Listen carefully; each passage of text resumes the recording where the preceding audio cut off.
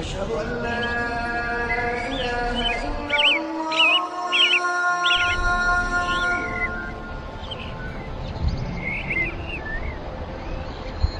أشهد أن لا إله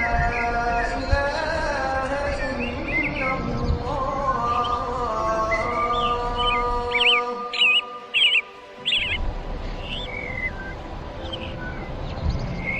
أشهد أن محمدا رسول الله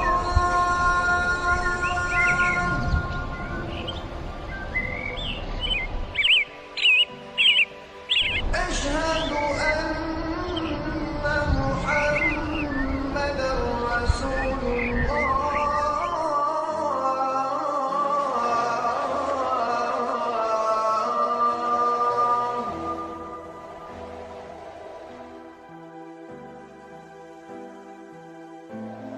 حي على الصلاة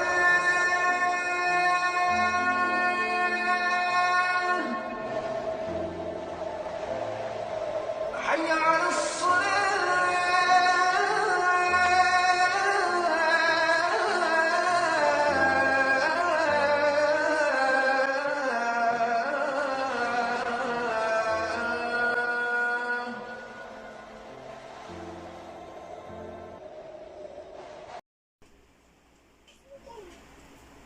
الحمد لله الذي هدانا لهذا وما كنا لنهتدي لولا أن هدانا الله أشهد أن لا إله إلا الله وأشهد أن محمد رسول الله صلى الله عليه وسلم أهلا وسهلا ومرحبا في درس اللغة العربية لغير ناطقين بها. Assalamualaikum warahmatullahi ta'ala wabarakatuh. Ito ang kauna-unaan nating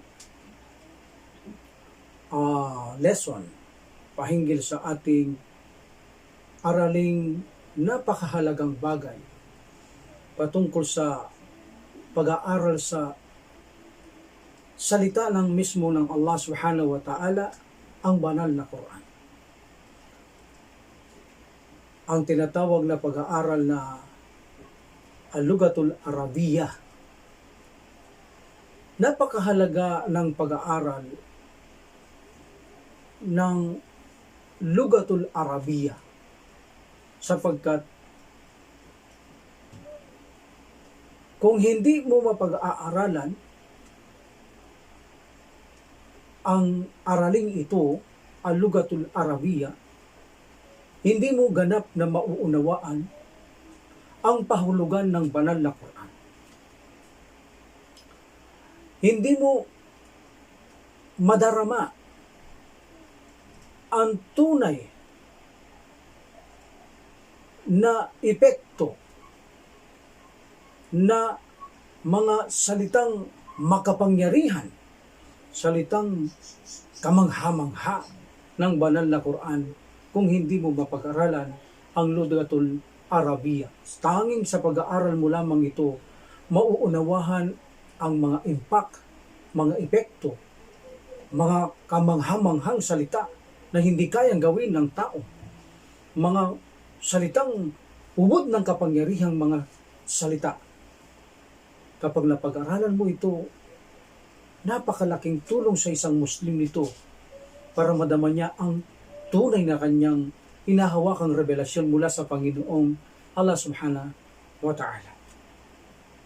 Alalahanin natin ang Propeta Muhammad sallallahu alaihi wasallam ay nasa wikang Arabic ang kanyang ginagamit, pati ang kanyang mga sahaba. That's why naiintindihan nila mismo ang revelasyong banal na Quran. At dahil dito, dahil alam nila ito, pati ang grammar nito, damang-damay nila ang mga revelasyon. So ito ay isang malaking tulong sa Muslim na mapag-aralan niya bagamat hindi siya Arabo, na mapag-aralan niya ang ganitong pag-aaral ng Lugatul Arabiya upang sa ganun ay madama mo rin kung paano ang nadama ng Prophet sallallahu alaihi wasallam at kanyang mga sahaba. Dahil sa naiintindihan nilang ganap ang pakahulugan, ang mga impact ng mga salita ng Allah subhanahu wa ta'ala na hindi kayang gawin ng mga tao, sila ay lubos na lumalakas ang kanilang mga iman at sila ay nagiging mahintatakutin at nawawalang alinlangan sa mga revelasyon dahil ang Quran ay hindi kayang salatain ng tao kung iyo itong mapag-aaralan ang kanyang grammar. That's why napakahalaga nito. At isa sa malaking tulong ng pag-aaral nito ay napakadaling memoryahin ng banal na Quran. Yes, one of the secret of al-Lugatul Arabiya ay napakadaling memoryahin ng banal na Quran. At mismo ikaw, even na walang haraka ang mga words ng Quran, because alam natin, ang Uthmani script, wala itong mga haraka, wala itong mga mad. Wala silang mga mad. Itong mga Uthmani script, itong Uthmani script, wala itong mad. Wala silang sign, no? Walang haraka. Yes. So sa panahon nila, ng halimbawa ni Khalifa Uthman ibn Affan radhiyallahu anhu, so alam natin, dumami ang banal na Quran sa pagdating sa kanya, bagamat ng una kay Abu Bakar ay may isang Quran na binuo, pero sa kanya dumami. So makikita nyo ang kanilang mga sulat noon, like for example, Uthmani script, wala itong haraka. Wala itong mga mad na tulad ng waw, ya, or alif. Wala silang mga sign para mag-stop, etc. So sa pamamagitan ng pag-aaral mo ng grammar, ikaw mismo ay kaya mong ilagay ang mga ito. One of the benefits na madaling memoryahin mo mismo kasi ang mga haraka ay kayang-kaya mong ilagay. Sometimes marami nagkakamali sa pag-recite sa mga haraka at alam natin napakadelikado ng pagkakamali sa haraka. Even na one haraka, minsan ang buong sentence ay napapalitan, nag-changing. But because nag-aral kang Arabic grammar, pagdating sa mga haraka, hindi ka maaaring mag-mistake dahil kabisado mo ang rules. Alhamdulillah, nakakabasa ka ng mga Arabic ng mga walang haraka. Alhamdulillah. So ito rin ang pag-aaral ng Arabic o Lugatul Arabiya, gaya ng sabi natin, ito ay napakadaling mamemorya mo ang banal na Quran. Makikita mo rito ang mga nakatagong salita na hindi nakikita ng mata, ngunit nakikita ng puso na nandoon pala yun, na hindi kayang basahin ng mga hindi nag-aral ng mga Lugatul Arabiya ang mga unseen na nakatagong salita sa banal na Quran, at napakarami nito na nakatago na tanging ang mga nag-aral nito ang silang makakaalam at makakakita nito sa pamamagitan ng kanilang puso, hindi sa pamamagitan ng kanilang mga mata. At ang pag-aaral din sa Arabic ng Lugatul Arabiya, ito ay lubhang napakahalaga sapagkat ang revelasyon ay higit ng mauunawahan hindi sa pamamagitan ng mata na makikita o sa isip na maiisip, kundi mismo ang nagbibigay ng ganap na interpretasyon at pangunawa ay ang ating mga mismong puso. That's why talab na talab, tumatalab talaga ang revelasyon kapag ito ang nakadarama. Nakadarama siya ng kaligayaan, kasiyaan, takot sa Panginoon subhanahu wa ta'ala, sa kanyang parusaan, at mararamdaman nyo ito na tunay na iba ang pakiramdam ninyo kapag kayo ay nag-aral ng Lugatul Arabiya. At marami pa itong ibang mga benefits, ngunit nagbigay lang tayo ng iilan o unti-unti lamang na mga benefits nito, at I think inshallah sapat na ito. At kung kayo mag-aaral, malalaman nyo pa ang napakaraming mabibisto nyong mga benepisyo kapag kayo ay nag-aral ng Lugatul Arabiya. Okay? So hindi na natin abahan po ang ating introduction patungkol sa panibago nating pag-aaral patungkol sa Lugatul Arabiya. Okay? So 3 po ang aklat na ginagamit natin ito. Ito po ay galing sa Madina, na kilalang kilala po ang gumawa sa aklat na ito. Walang iba kundi si Sheikh Dr. V. Abdurrahim, kalugdan nawa siya ng Allah subhanahu wa ta'ala. Pwede nyo pong i-download ito sa PDF ang gagamitin kong aklat. Okay po? Alhamdulillah. At makikita nyo naman sa opening pa lang ng aking mga video lectures, lumilipad yung 3 books na yon. So pwede nyo makita doon yung mga books na ginagamit natin at pwede nyo i-type yung pag nagda-download kayo ng PDF para makita nyo ang 3 books na ito. Okay po. So sa araw na ito ay dadakuhan natin ang Book 1. Lesson 1. Ha? Book 1. Al-Kitabul Awwal Ad-Darsu Awwal. Ano kaya meron tayo pag-aaral sa first lesson? Of course, dadaan muna tayo sa bit by bit, dahan-dahan na pag-aaral. Ibig sabihin, magsisimula tayo sa parang grade 1, grade 2, grade 3. Hindi tayo magsisimula sa mabigat, kundi magsisimula nating pag-aralan nito na napakagandang arrangement na ginawa ni Dr. Abdurrahim Rahimullah, na kung saan bit by bit ay napakagandang pagka-arrange na hindi ka mahirapan. Ngunit habang tumatagal, sa tingin mo naghihirapan ka, ngunit kung nagsusumikap ka ay magaan at nag-i-enjoy ka ng labis sapagkat alhamdulillah, iba talaga ang magiging pakiramdam mo kapag pinag-aralan nito. Alhamdulillah. Bagamat marami ang tumatakbo sa pag-aaral na ito dahil wala silang tiyaga, ngunit ang mga nagtiyaga, marami rin ang taong nasisihan sa kanilang puso dahil natuto sila ng ganito. Wallahi, kapag kayo ay nagtiyaga, nagbigay ng pagsusumikap sa pag-aaral na ito, alhamdulillah, wallahi, mararamdaman nyo ang ibang power na knowledge na ibibigay sa inyo ng Allah subhanahu wa ta'ala upang ganap ninyong maintindihan ang banal na Quran. Alalahanin natin bago tayo dumako sa Book 1, Lesson 1. Sa English, alam natin, mayroon silang tinatawag na, as far as I know, 8 parts of speech. 8 parts of speech. Yaong tinatawag nating halimbawa, noun, pronoun, verb, adjective, and adverb, preposition, also in conjunction and interjection. But in Arabic language, mayroon lang tayong 3 parts of speech. Number 1, yung tinatawag nating isim or noun. This is the number 1. Tinatawag nating noun or ismun. Like that. And number 2, mayroon tayong pagkatapos ng noun ay verb.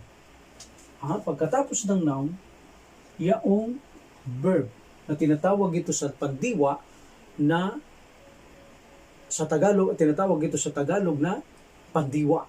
At ang noun, ito sinatawag nilang ngalan o pangalan o ngalan, diba? May kahulugan ang ngalan, ibibigay natin inshallah kung anong kahulugan ng mga ito. At ang pangatlo ay yung tinatawag na particles. This verb is fi'lun. This say fi'lun. Fi'lun. Ismun. Fi'lun. Ismun is noun. Fi'lun is verb. Pandiwa. And these particles na tinatawag ito sa Tagalog na kataga, tinatawag ito sa Arabic na harfun. Harpun. This say particles. So, 3 lamang ang ginagamit nating part of speech sa Arabic language. Noun, verbs, and particles. That's it. Okay? So, in Arabic language,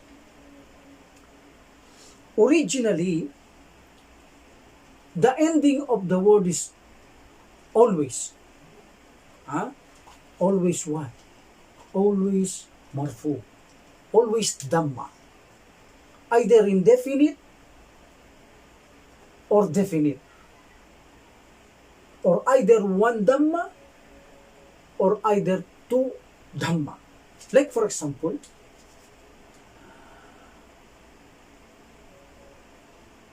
rajulun. Yes, that is a ending of dhamma. double damma. Dammatain, they call this dammatain in tajweed.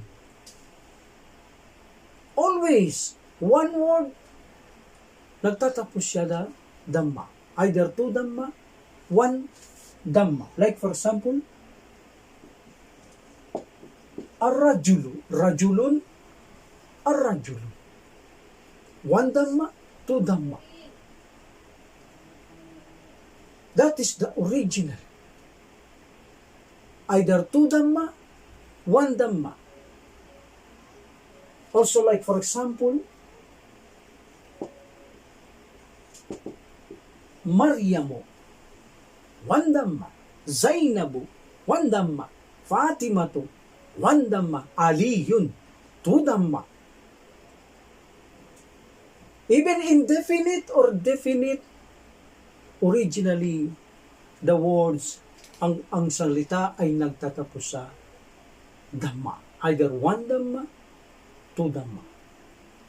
If there is no reason, that is the original form.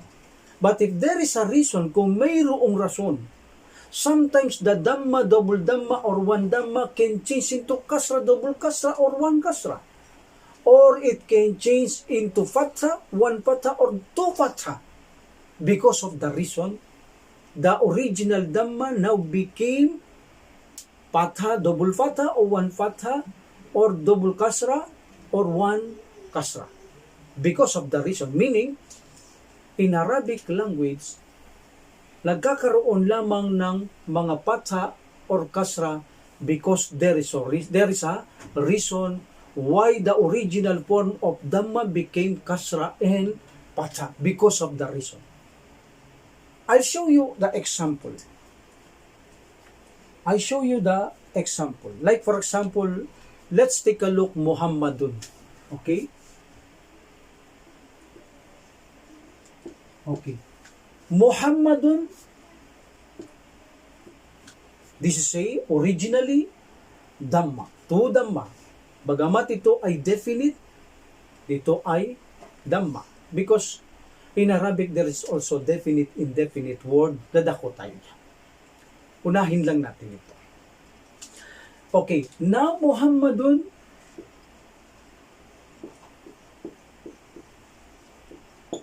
Rasulullah. Muhammad is the messenger of Allah. And then I want you to know, remember, gusto ko malaman ninyo na sa Islam, ang Arabic language, there is no R, is, and an. There is no an, there is no there is no is, there is no R. Kapag itinatranslate lang natin sa English, doon lamang lumilitaw ito. Okay?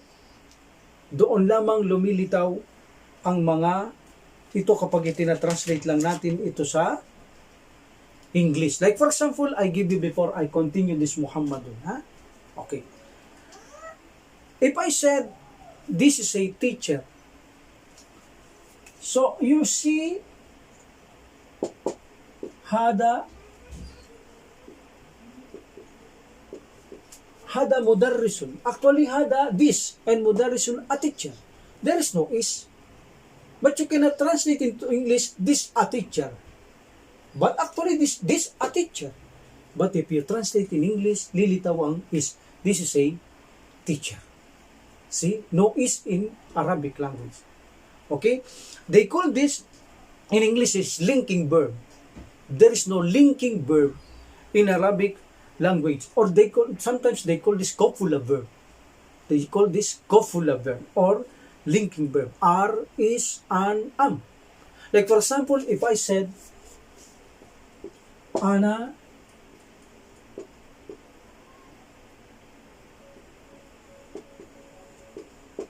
mudarrisun. Ana mudarrisun. Ana is I. Mudarrisun teacher. I teacher. But you cannot say I teacher. In English, you can say I am. I am teacher.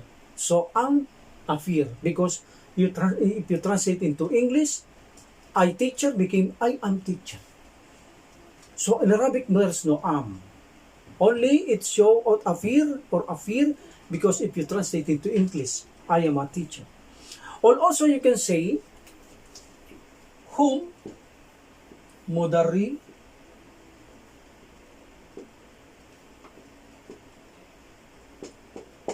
hum mudarrisuna. Whom is they? And mudarrisuna, teachers. So if you translate hum mudarrisuna, they teachers. But you cannot translate that like in English, they teachers.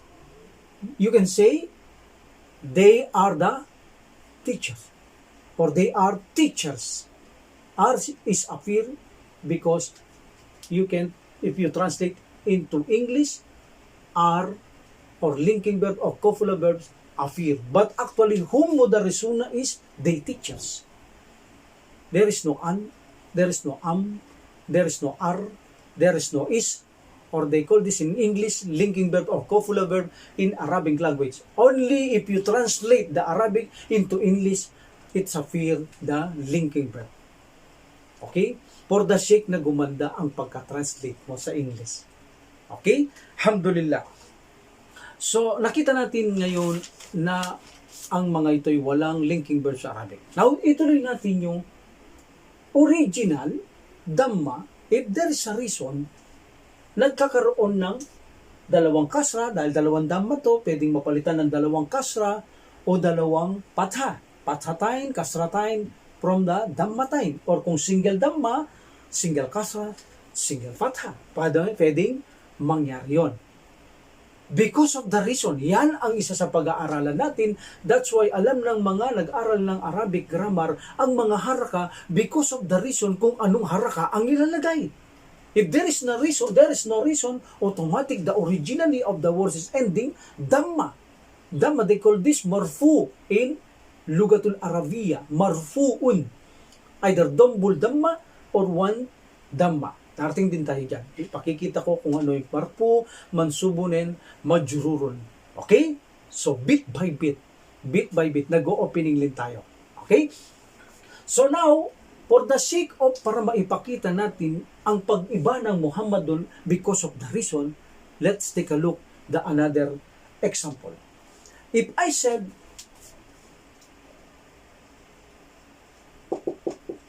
Ashhadu, I testify, I bear witness. Okay? And then I write here, Anna Muhammadan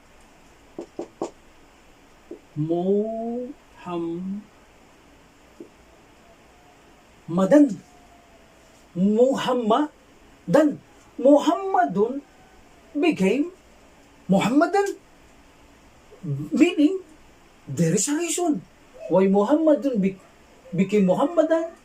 There is a reason because of this Anna. Siya ang may kagagawan nito. Now, this is a one style na kung bakit nagkakaroon ng mansub o double fathain. This is a spelling rules. If there's a fathain, the spelling rules put alif. Except the marbuta and hamzatul qata. This, except this. Or this. Okay? There is no extra or spelling rules like alif. But sometimes this, they put this, like for example, shay. That's, nagkakaroon siya sometimes, nakikita nyo, shay'an, because of ya. But actually, wala ang dalawang daan na spelling rules ng alif. But all of that, meron ban, tan, ran, san. If ending an, put alif as spelling rules. At alam natin sa tajwid, pag tumigil ka dyan, you count to Muhammada. That is the style of this. Okay? Now, what is the reason Muhammadun became Muhammadan? Because of the Allah. Siya ang may kagagawan. So, as I have said, if there's a reason, Muhammadun can be changed into double fatha or one fatha or double kasra or single kasra. Okay? So, ashhadu anna Muhammadun abduhu, you can say that, or rasuluhu. Abduhu is a slave or is messenger, Allah. Abdullahi or Rasulullahi. Okay. Ashhadu anna Muhammadan abduhu or rasuluhu or Abdullahi o sabihin natin Rasulullahi. Okay? Now, I show you Muhammadan became Muhammadin. Okay. Now, I will write abduhu. Okay. Abduhu. Asyhadu anna Muhammadan abduhu or Abdullahi. I testify, I bear witness that Muhammad, his slave, ay kanyang alipin. Or you can say Abdullahi, alipin ni Allah. Alipin ng Allah. That is say, mansub in Arabic language, they call that fathatain mansub. Okay, mamaya pakita natin kung anong ibig sabihin ng mansub, marfu'in, majrur. Okay? Now, if I said, Allahumma, O Allah, okay? O Allah, salli. What is salli? Means Allah subhanahu wa ta'ala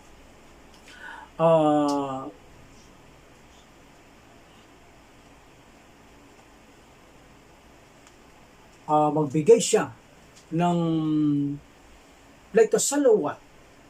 Iba ang salawat ng Allah subhanahu wa ta'ala at malaika at tayo. Remember that. Iba ang salawat ng Allah subhanahu wa ta'ala, ang salawat ng Allah subhanahu wa ta'ala at mga salawat ng malaika kay Prophet sallallahu alaihi wasallam at ang salawat natin kay Propeta Muhammad sallallahu alaihi wasallam. Okay?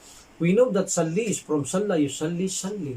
From like, we know that the meaning of salla is, one of the meaning is dua. So, hindi ibig sabihin ng Allah subhanahu wa ta'ala magdudua siya. Kanino? Para kay Muhammad sallallahu alaihi wasallam. No. Ang kanya ay ang pagpapatawan ng Allah subhanahu wa ta'ala para sa salat o salawat kay Prophet Muhammad sallallahu alaihi wasallam. Ang pagpapatawad niya sa kanya, ang pagpapala o pagbibigay ng habag ng Allah subhanahu wa ta'ala kay Propeta Muhammad sallallahu alaihi wasallam. Okay? So, inihiling natin na siya ay magbigay ng pagpapatawad, habag, pagpapala kay Propeta Muhammad sallallahu alaihi wasallam. So now I put Allahumma salli ala. So it became Muhammadin. From Muhammadan, Muhammadin. From Muhammadun, it became Muhammadan because of Anna, and Muhammadan became Muhammadin because of Allah. Because of Allah. Meaning, if there is a reason, the original form Dhamma, Dhammatain or one Dhamma, it can be double patha or mansub, or it can be double kasra or single kasra, and they call this majrur. This Dhamma, in Arabic grammar, they call this marfu'un.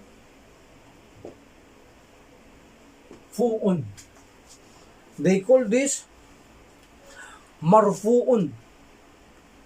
Marfu'un, kung mag-aaral tayo sa, kahit para sa kahit sa mga hindi Muslim sa eskwelahan nila, like in high school, ito ay tinatawag nilang nominative case. Nominative case. In Arabic, this say marfu'un, meaning kaukulang palagyo. Kaukulang palagyo. Sa Tagalog, medyo malalim, ha? So, ibig sabihin, ginagamit ito like in subject or the doers. I give you a tip. I give you a tip. Marfu, like ginagamit ito, it's like a subject or yung pinapaksa o yung gumagawa. Okay, like for example here, Muhammadun, see, ito yung paksa. That's why makikita mo ito yung marfu. Siya yung subject. Okay? Siya yung paksa. Also, doers. Ha? Okay. That is a marfu'un. And if the noun, this is a noun. We know the name is noun. Okay? Ano ba ang ibig sabihin ng noun? Nung nag-aral tayo nga school, same lang naman dito. Ha? So, ang noun na lang natin yung isang ngalan ng lugar, bagay, di ba? Lugar, bagay, o pangalan ng tao. That is also noun. Okay?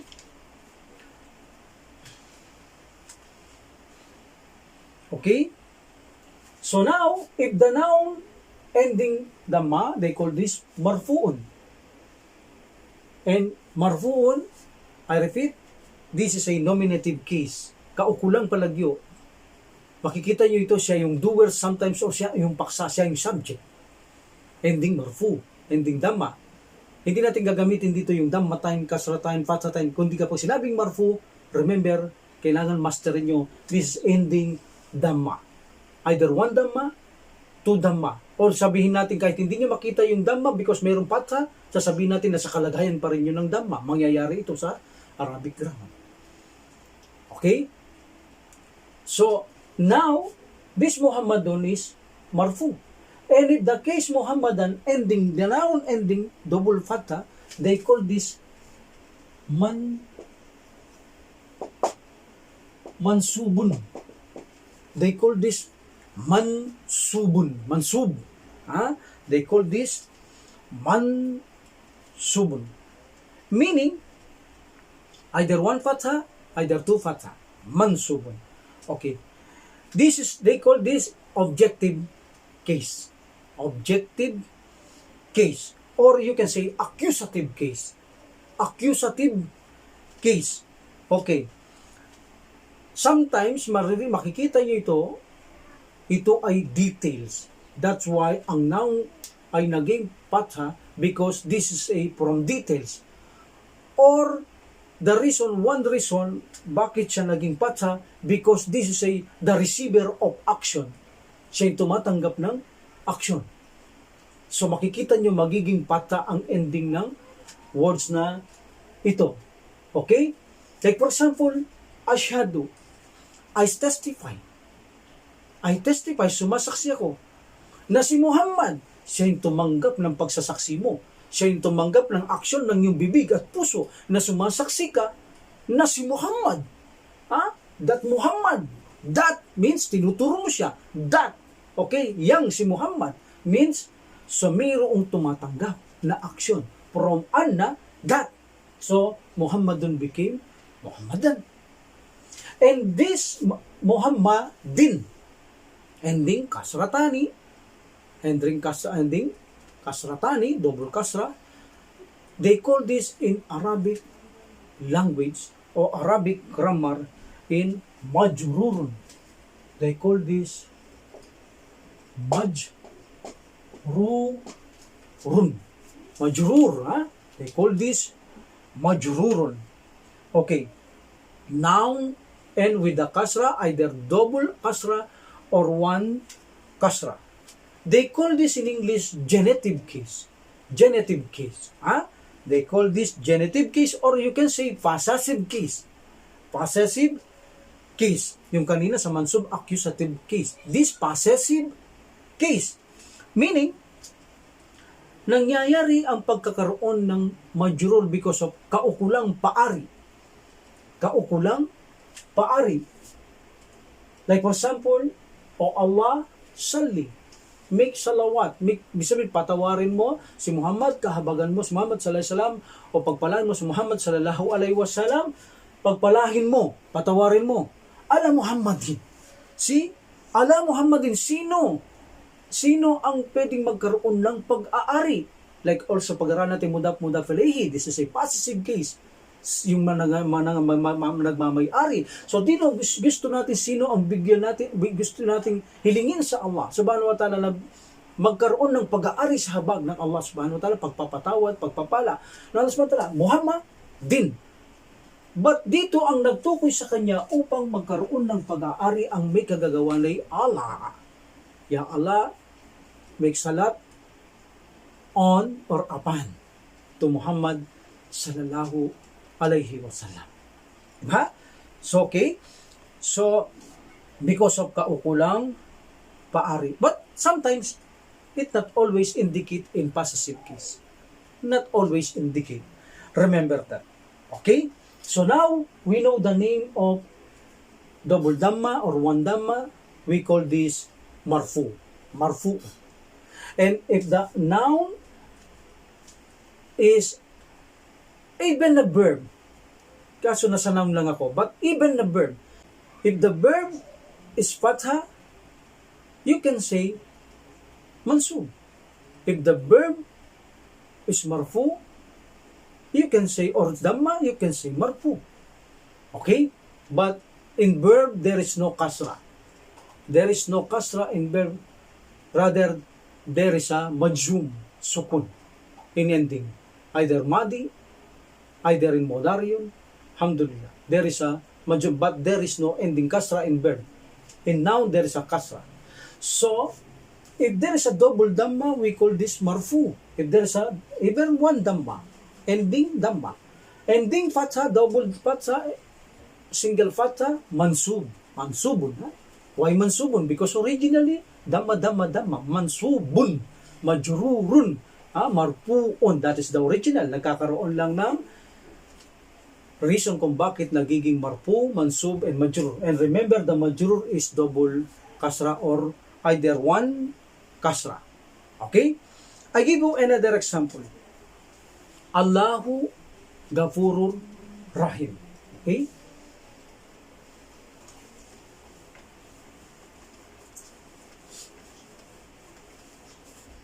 Let's take a look. Allahu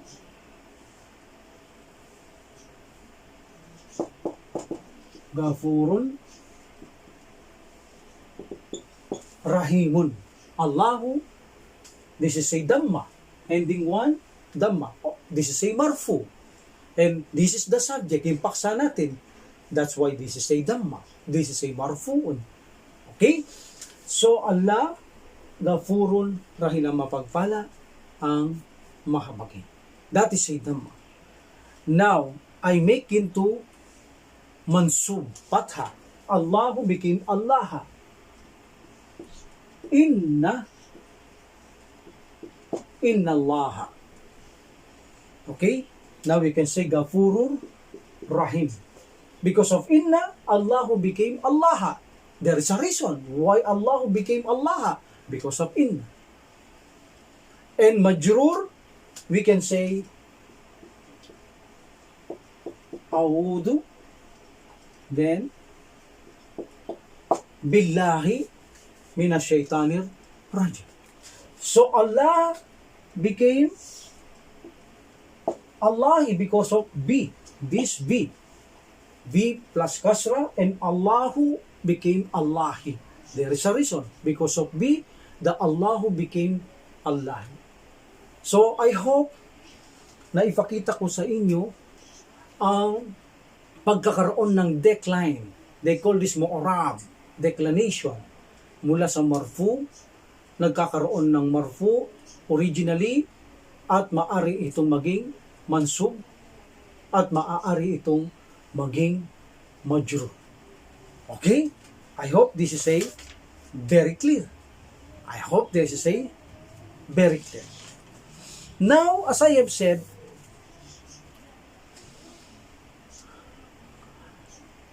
in Arabic, there is a word indefinite and definite. There is a word indefinite and definite. Or infinitive, indefinite, same. Infinitive, they call this infinitive or indefinite in tangkiratun. Tangkiratun. Okay? In Arabic, as we have said, na mayroong indefinite and definite. Sometimes indefinite, they call this infinitive, but they are same. In Arabic, they call this tangkiratun.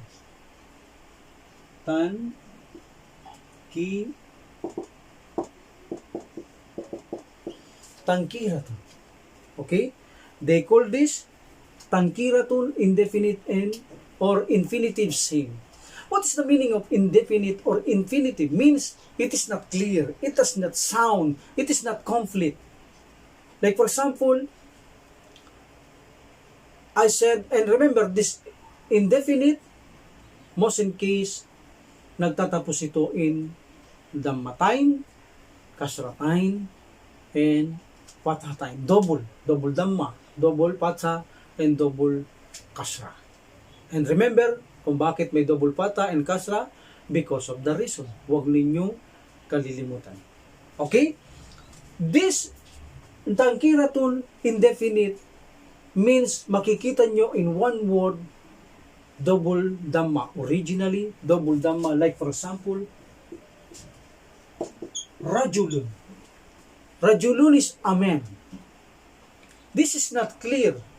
If I said a man, hindi definite ang tinutukoy ko. Hindi definite ang aking tinutukoy. Because this is a infinitive or indefinite. Ha? A man meaning isang lalaki, hindi kilala ang tinutukoy. No? Hindi ito kilala. It can be, sabihin natin, it can be a man, a Arab, a Filipino. You can say also a menalumpo, lame. Or you can say also men and so on, so on, so on, so on. Hindi malinaw. That is a indefinite word. They call this tangkiratun.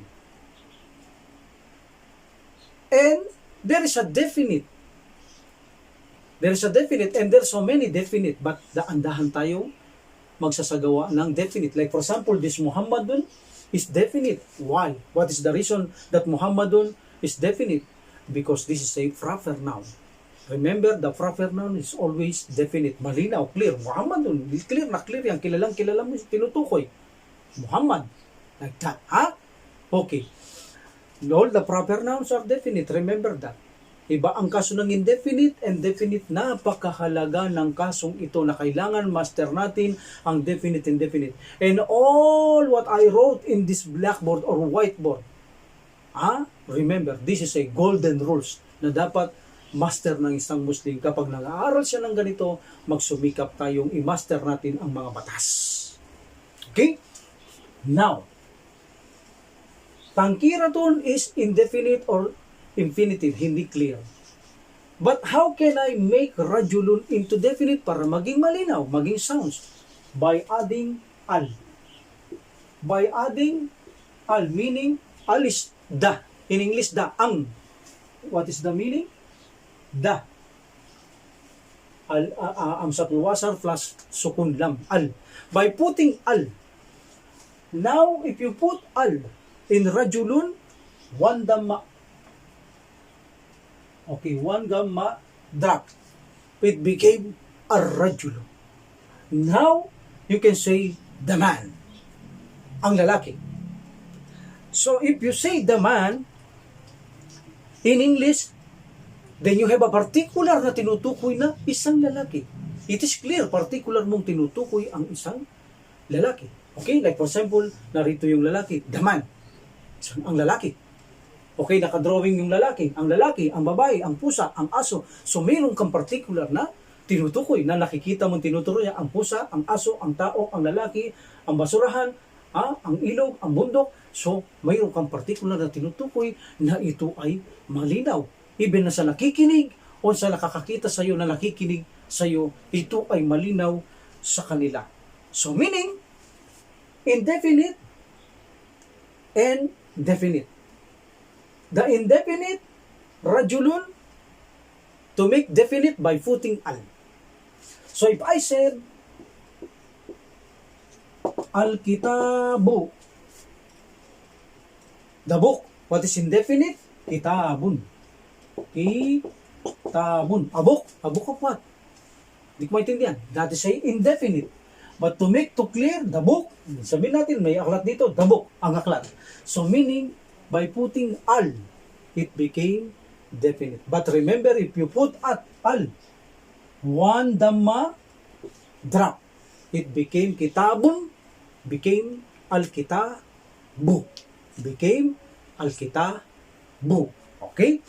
Alhamdulillah. That is a indefinite and definite. And what they call in Arabic, the definite, they call this ma'rifatun.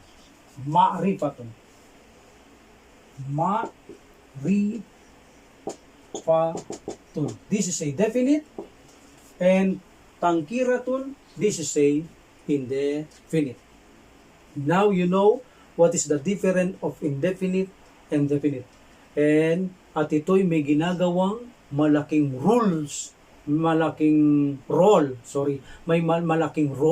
na ginagampanan sa Arabic grammar ang indefinite and definite. Very important rules ang mayroon ang indefinite and definite. Okay? I hope ang pasimula natin na mga pambungad na pinakita ay malinaw. Okay? Pag hindi malinaw, rewind mo lang o kaya balik mo lang. Ha?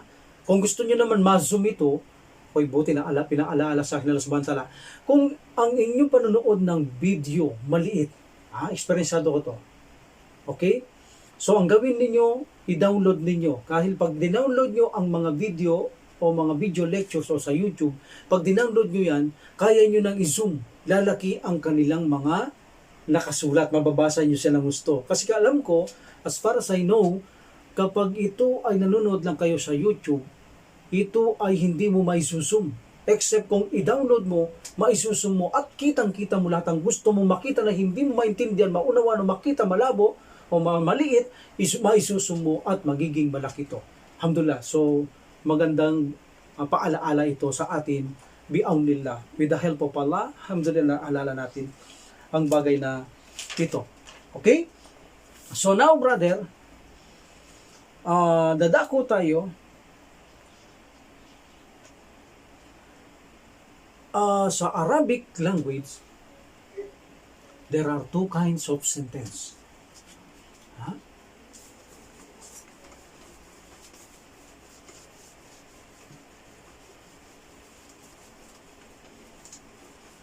In Arabic language, there are two kinds of sentence. Number one, nominal sentence. And number two, verbal sentence. Nominal sentence, verbal sentence. They call this nominal sentence al-jumlatul ismiyatu. And al-jumlatu. Why jumlatun? Jumlatun became one dhamma because of al. Instead na jumlatun, this is the original. But if you put al, as I have said, drop one dhamma. That's why al-jumlatun became al-jumlatun. Okay? And then, ismiyatu.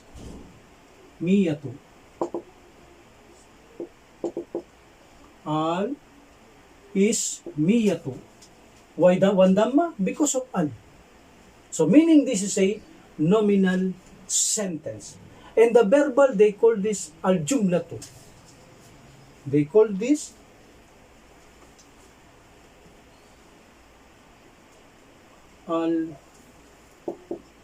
al-jumlatul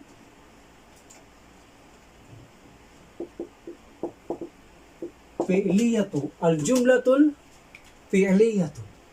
That is a verb or verbal sentence. I repeat, what is nominal sentence? Al-jumlatul ismiyatu. Or you can say ismiyah. And the verbal sentence, al-jumlatul fi'liyatu or fi'liyah. Okay, now it's clear. Alhamdulillah. We have two sentence na ginagamit sa Arabic language. Jumla ismiyah and jumla fi'liyah. Now, brother, what is a sentence? Kaya tayo, di ba? Sabi ng teacher, nung hindi pa tayo Muslim, balik Islam ako, what is a sentence? Sentence is a group of words which make complete sense. Oo nga naman. Paano kwenta ng salita kung hindi complete? Paano maintindihan yun? Okay? So that's why, ang isang sentence, ito ay nagbibigay ng ganap na pangunawa para maintindihan ka ng iyong kausap. At kapag ito ay hindi complete sentence, this is not a sentence. They call this phrase. They call this phrase in Arabic, they call this shibu jumla. They call this shibu jumla. This is a present tense. It look like a sentence, but this not a, it look like a sentence, but this is not a sentence. Ha? Sa ilalim. Naintindihan mo ba sa ilalim? But, kung titingnan mo sa ilalim, but it is not conflict. Ha? Sa mesa. It look like a sentence, but hindi conflict. Hindi ko na uunawahan yun. See? Bitin eh. Okay. Now, but the sentence, this is a group of words which contain, gives complete sense. Paano natin malalaman ang isang sentence like in nominal sentence, punta tayo sa nominal sentence, na ito ay magbigay ng complete sense. Okay? Number 1, para malaman natin ang nominal sentence, kailangan makita natin ang mubtadaun.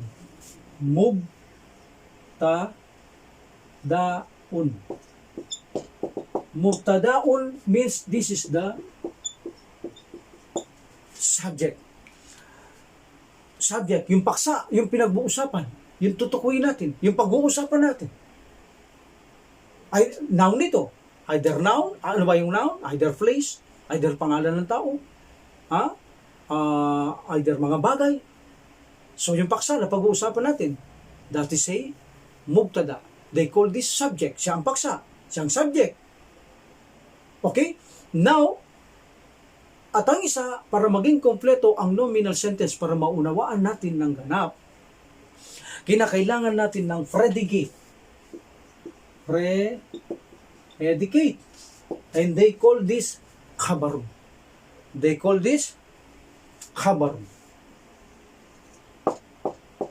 What is khabar? News. Para maintindihan, kailangan meron siyang predicate. News, balita. Like for example, if I said, ito.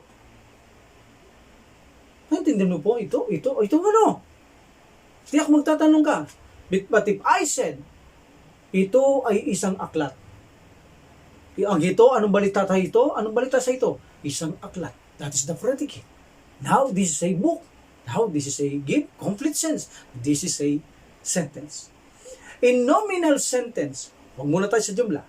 Huwag muna tayo sa jumla fi'liya. Punta muna tayo sa jumla ismiya, nominal sentence. Huwag muna sa verbal sentence. Unahin natin ang nominal sentence. Para malaman natin ang nominal sentence na ito ay complete, kinakailangan makita natin ang mubtada khabar.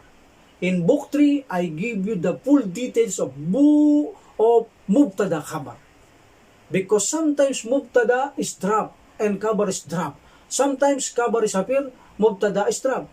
And sometimes the mubtada is appear, khabar is drop. And sometimes the two of this mubtada khabar is drop. That's why dahan-dahan lamang. Hindi ko pwedeng bigay ng biglaan to. Baka magka-confuse kayo o mapagod kayo sa maraming masyadong rules.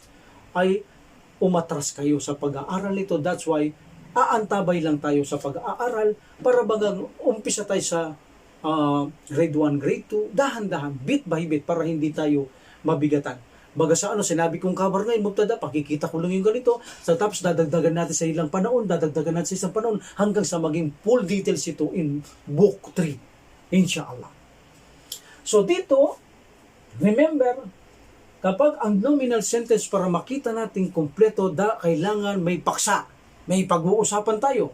Yung pag-uusapan natin, yung paksa. At mayroon tayong balita. Mayroon tayong tinutukoy na anong nangyari sa paksang ito. That is a complete sentence. That is a sentence to give complete sense. Kapag wala niyan, hindi kompleto ang iyong nominal sentence. And remember, mubtada and khabar is always marfu. Remember this. Always mubtada and khabar is always marfu. Either indefinite, either definite, mubtada khabar is always marfu. Even na makita nyo ang khabar na nagtatapos ng kasra, nagtatapos ng patha, but still this marfu. But this is still marfu. Remember that.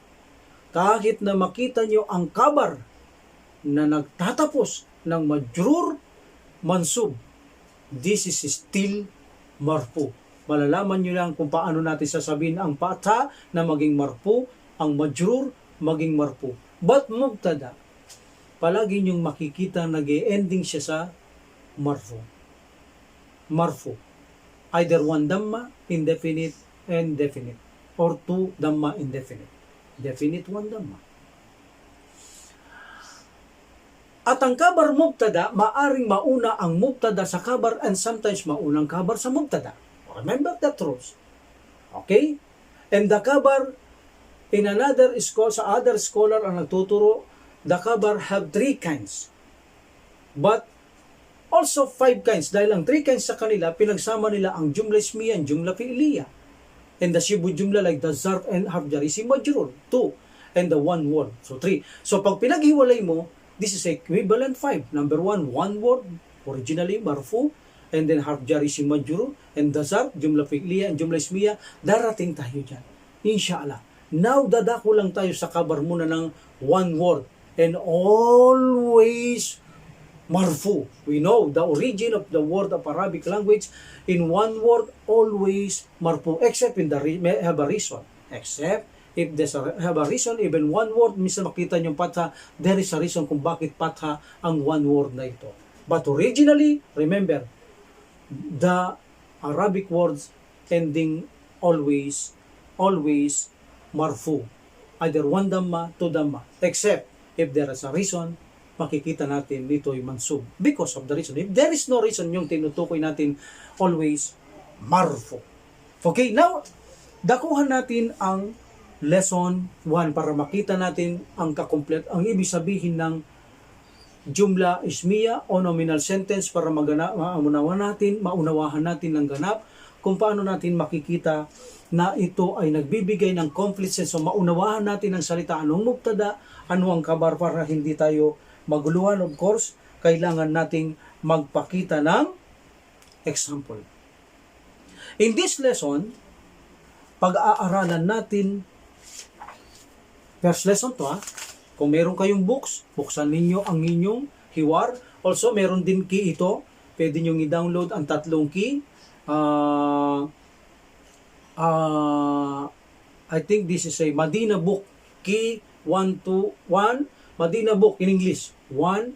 Madina book in English 2. Madina book key may key in English 3. Pwede nyo i-download yan sa maalaga yan bago tayo minsan pumapasok sa ating lesson in main book, lesson 1, lesson 2, lesson 3, like that. Dumadako tayo kasi muna sa kanyang key. Mayroong siyang key bago natin dakuhan ang kanyang lesson sa main book. Okay? Alhamdulillah. Now, in our main book, pag-aaralan natin even the key, the rules of haadha.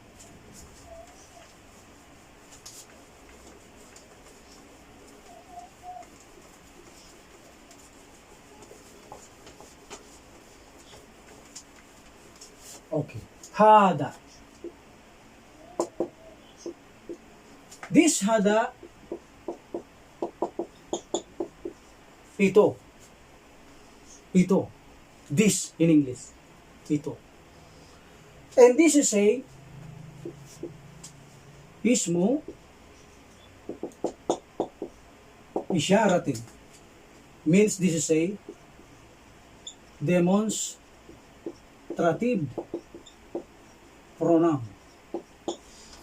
In English, this is a demonstrative pronoun. Okay? Now, this haadha only for karib.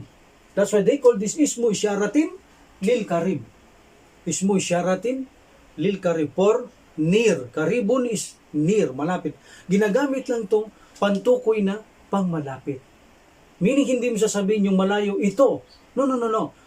Minsan, hawak mo lang tulad nito, ito ay ballpen, ito ay ganito. Or kaya nasa tabi mong itinuturo mo, ito ang aklat, ito ay ganito, ito ay ganito. So, ginagamit lamang ang haadha na pangmalapitan. Remember. At remember, Very important rules. Ang salitang Arabic ay mayroong salitang number 1.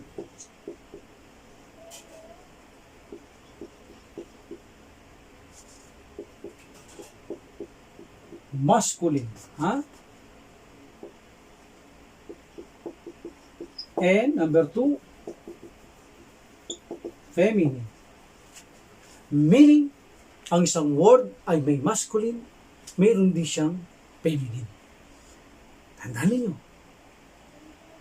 ang salitang Arabic ay mayroong salitang pambabae o panlalaki.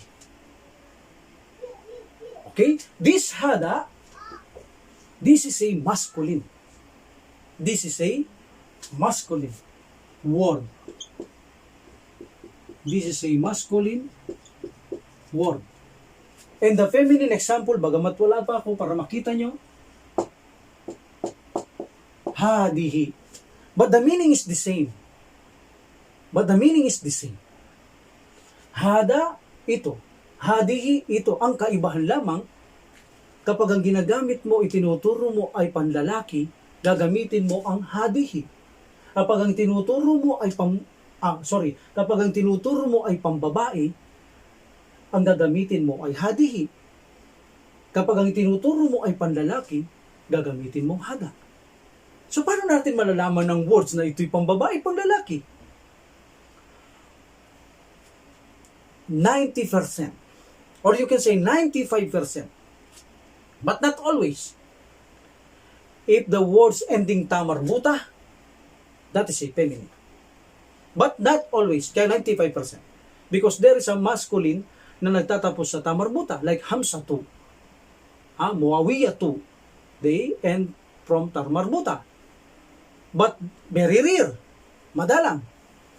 But 99.5%, if the words ending tamarbuta, that is a feminine. Like for example, this is nadaratun. Nadaratun ending tamarbuta. Nadaratun. Nadaratun. See, you see, ending tamarbuta. So kung ituturo mo ang nadaratun, because this is feminine, you use haadhihi. Haadhihi nadaratun. If I said kalamun, there is no tamarbuta. And sometimes there is, kahit walang tamarbuta, this is a feminine. But madalang. Like for example, the shamsun, that is a feminine. Okay. So, if I said kalamun, this is a masculine. Ito ay ballpen. So, you cannot say haadhihi because haadhi is feminine and this is a masculine. You can say haadha kalamun because haadha is masculine, kalamun is masculine, match. Now, why? Because mubtada khabar always match number 1. Remember, mubtada khabar always match number 1 in gender and number 2 number. See? Mubtada khabar match in number and gender. Meaning, kung babae ang tinutukoy, babae din ang mubtada. Kung babae ang khabar. Kung lalaki ang khabar, babae, lalaki rin ang mubtada. Kung ang bilang ng khabar ay isa, dapat ang gagamitin mo rin mubtada ay isa, number. Kung dalawa, dual, dapat dual din ang mubtada kung dual ang khabar. At kung ito'y plural, ang khabar dapat plural din ang mubtada. Meaning, in Arabic, meron tayong singular, meron tayong dual, meron tayong plural. In English, singular, isa, and the plural is 2. But in Arabic, the plural is 3. We have a singular, dual, and plural. So, if the khabar, yung balita, yung news, yung predicate, is singular, dapat ang mubtada ay singular. They are matched in number, also in gender. And if the khabar is dual, the mubtada is dual. If the khabar is plural, the mubtada is plural. And remember, the mubtada is the subject, and the khabar is siya yung balita. Anong balita? Anong nangyari? Anong balita sa kanya? Para maintindihan ko. Ano yon?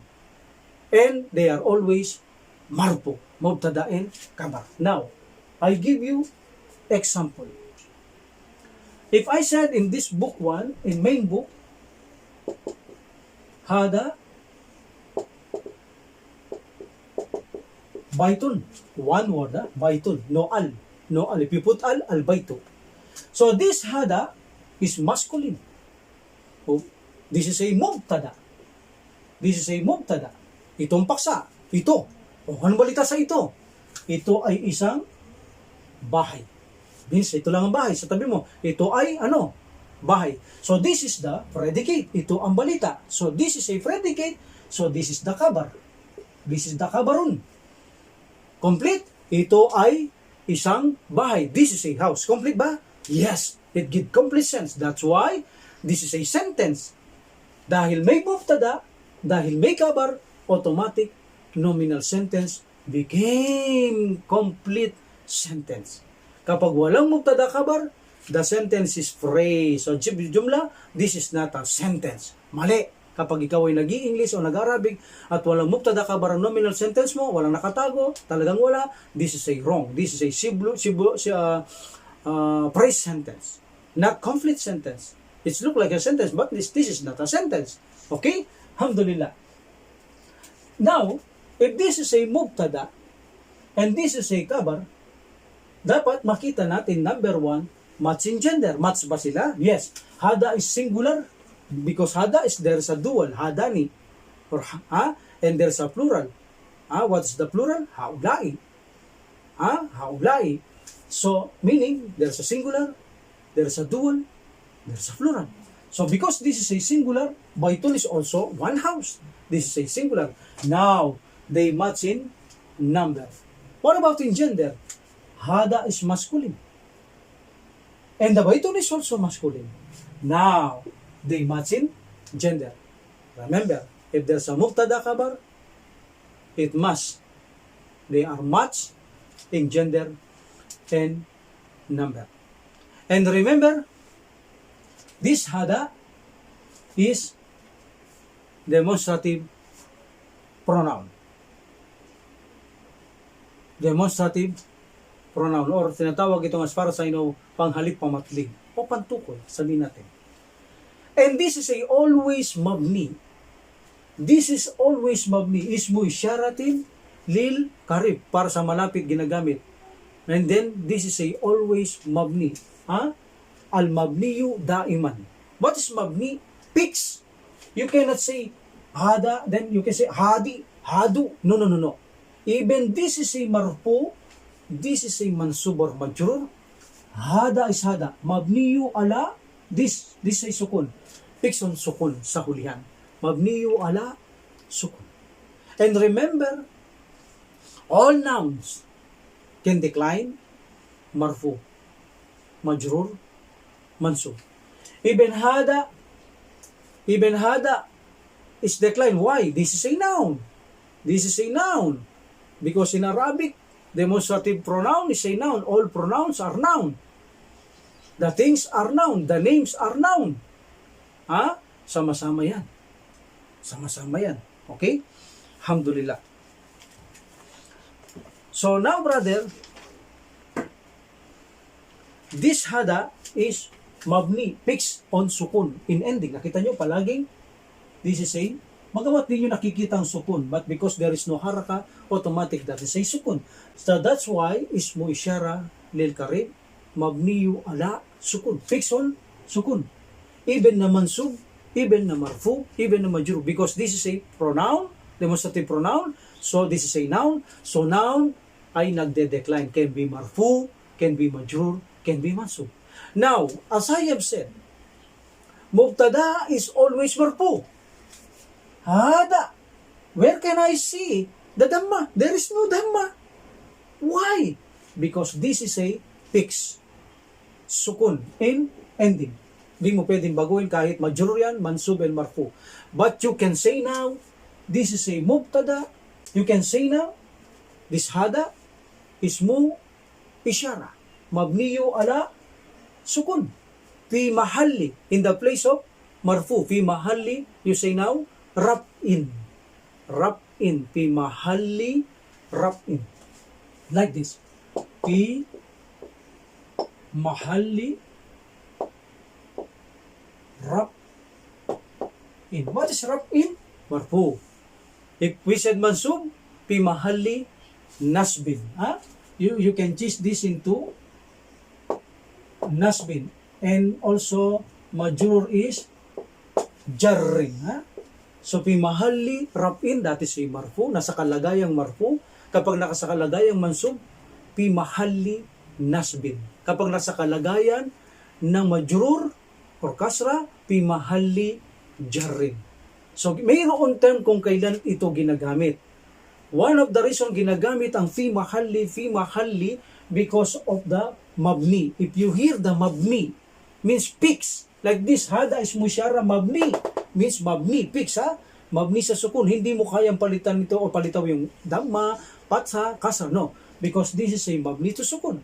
Now you can say fi mahalli in the place. In place of what? Marfu, majrur, or mansub.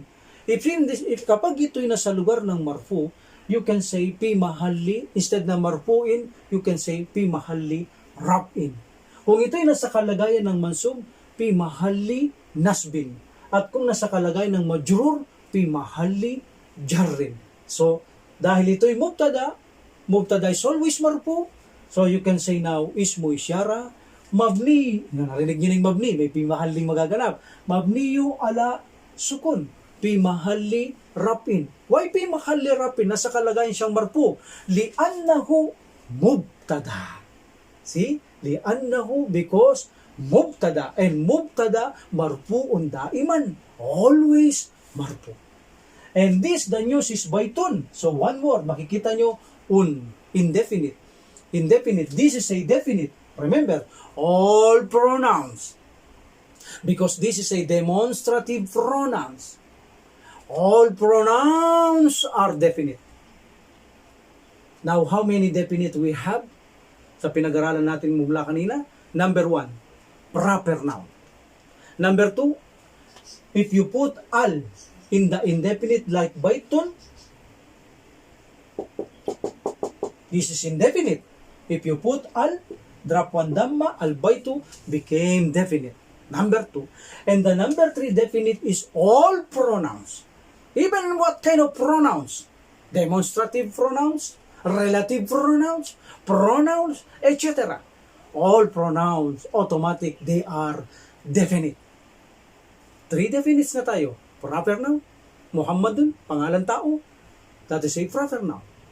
Number 2, by putting al. Baitun, al-baitu. Kitabun, al-kitabu. Rajulun, ar-rajulu. See?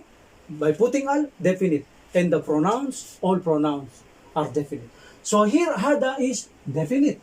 So hindi naman natin sinabi dito match sila sa definite, indefinite. No, wala tayong sinabi sa mubtada khabar na dapat match sila indefinite, definite. No.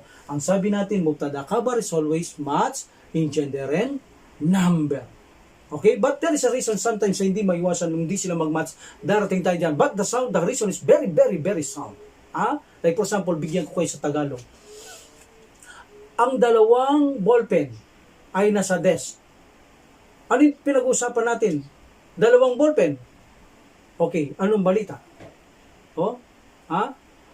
Al-kalamani al-maktabi.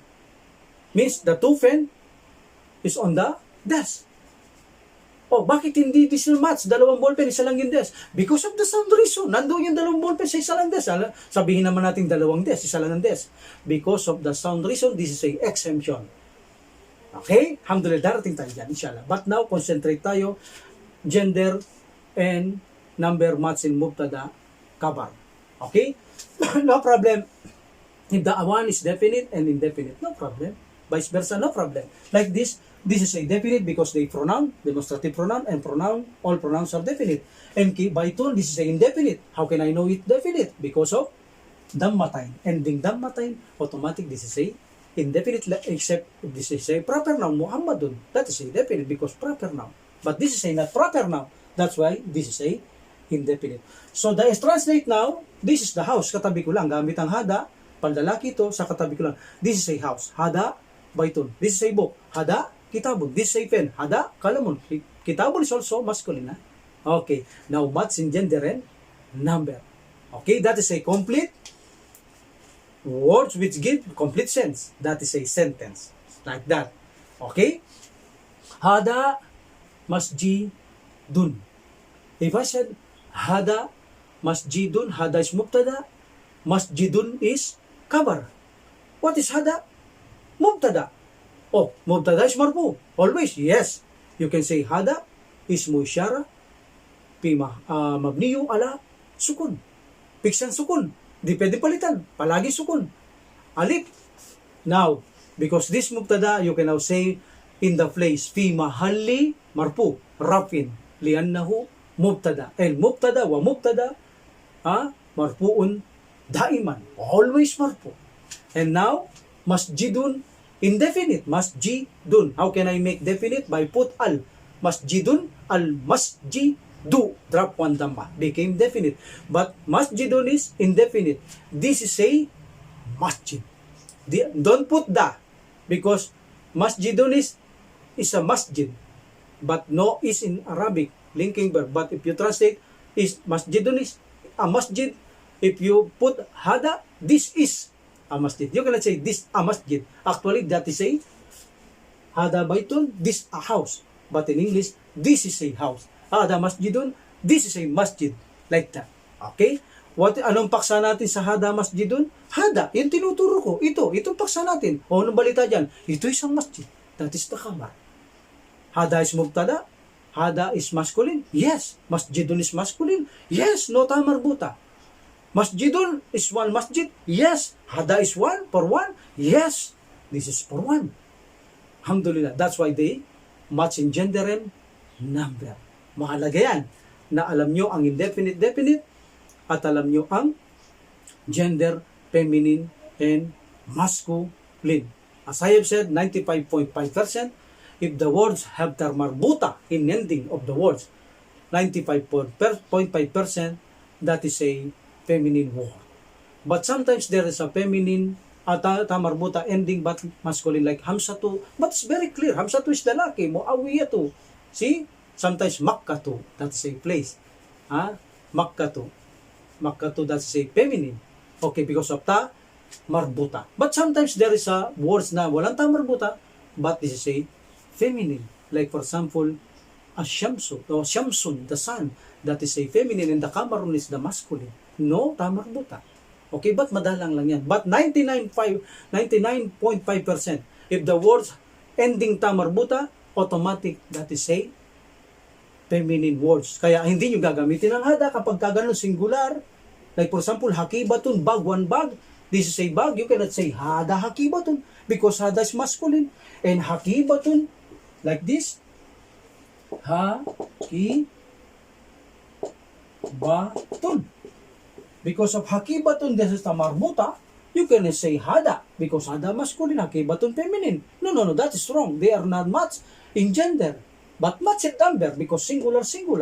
But in gender, masculine, feminine. That is wrong. So you can use hadihi, hadikatun. Feminine, singular. Ito ang babae ng hada. This is masculine, this is feminine, but the rule system.